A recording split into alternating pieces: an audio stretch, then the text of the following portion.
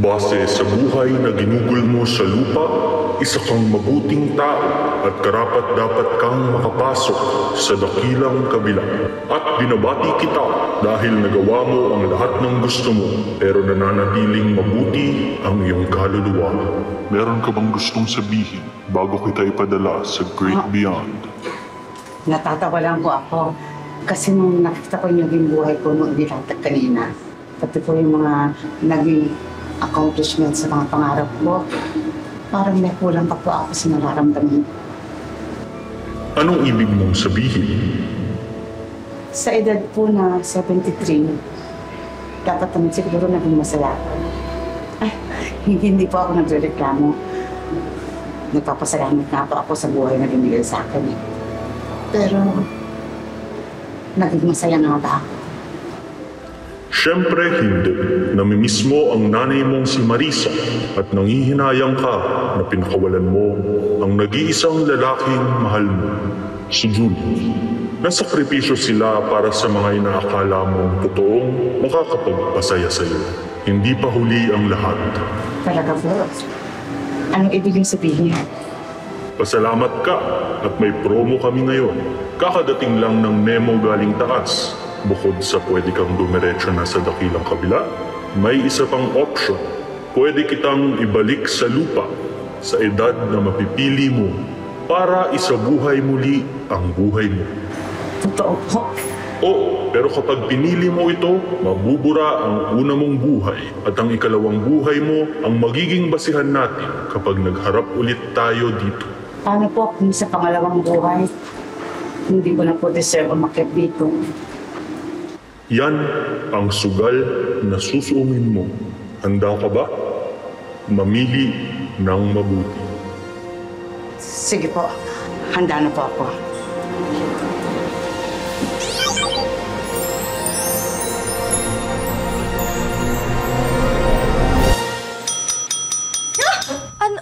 Ano po, Art? Ikaw na naman? Ba't ka nandito?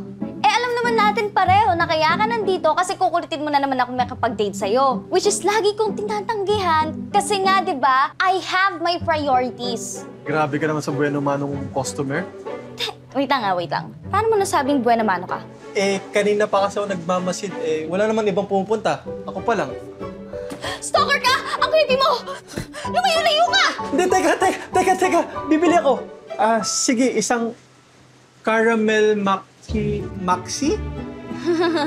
Macchiato. ayun nga.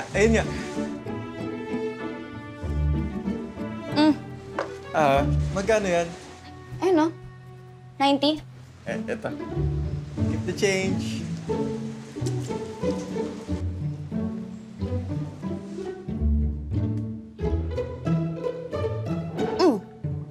Ma! Wala ba tayong customer dito? Siguro. Natutulog ka na naman, no? Oo naman, Ma. Yun no? Yuck! Grabe naman kumakayak to. Mukha namang matalino at saka mukha namang mabait. Ginudge mo na kaagad. Malay mo, baka siya na yung dawan mo. Ma, I'd rather end up na matandang dalaga kaysa naman mag-end up with him. Saka Ma, marami pa akong pangarap sa buhay. Hindi ko naman yun sasayangin sa kung ano-ano lang. Alam mo, hindi mo naman kailangan mag-alala sa future mo. Sa'yo naman mapupunta tong coffee shop natin. Ma, paano kung magdagdag tayo ng milk tea sa menu? Hindi na kailangan. Nakilala ang Eternity Coffee Shop natin dahil sa kape. Mahalin mo tong coffee shop natin. Minana ko pa to sa nanay ko. Siya, minana niya pa to sa nanay niya. Family legacy na to. Ma, paano kung... Ano? Ala, nakalimutan ko.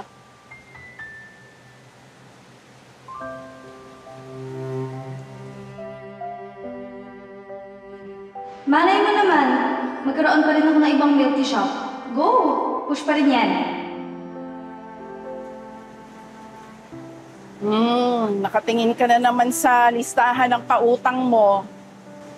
At ka nga, ang gulo-gulo na naman ng buhok mo. Halika, ayusin natin. Ma, Hmm. pwede mo po ba ituro sa akin kung paano gawin yan? Para magawa ko kahit ako lang mag-isa. Eh bakit pa? Hindi na kailangan, anak. Nandito naman ako lagi para gawin to, ha? At saka, hindi naman ako mawawala sa tabi mo